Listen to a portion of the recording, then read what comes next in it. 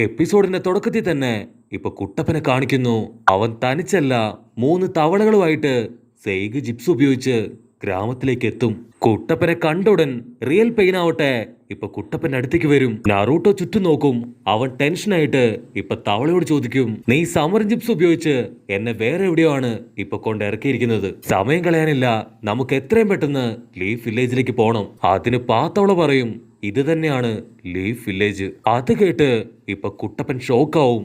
കാരണം അവിടെ ഇപ്പൊ വില്ലേജേ ഇല്ല. പാത്തവള പറയും, ഇതവര് തന്നെ മാമനെ കൊന്ന അതേ പെയിനും ടീമും. കുട്ടപ്പൻ ഒരു സെക്കൻഡ് ഫ്രീസ് ആയിട്ട് അവൻ ചുറ്റും നോക്കും, ഗ്രാമത്തിൽ ആരെങ്കിലും ജീവിച്ചിരിപ്പുണ്ടോന്ന്. കട്ട് ചെയ്താ മറ്റൊരു ഭാഗത്ത് ഹൊക്കാഗ അവൾ കഷ്ടപ്പെട്ട് തകർന്ന ബിൽഡിങ്ങുകൾക്കിടയിൽ നിന്ന് ഇപ്പൊ പുറത്തേക്ക് വരും. അൻപു ബ്ലാക്ക് ഓപ്സ് ചോദിക്കും, ഹൊക്കാഗ കുഴപ്പമൊന്നുമില്ലല്ലോ, നിങ്ങൾ ഓക്കെ അല്ലേ? ഹൊക്കാഗ ചുറ്റും നോക്കും. ഗ്രാമം തകർന്നു കിടക്കുന്നത് കാണുമ്പോ ഹൊക്കാഗ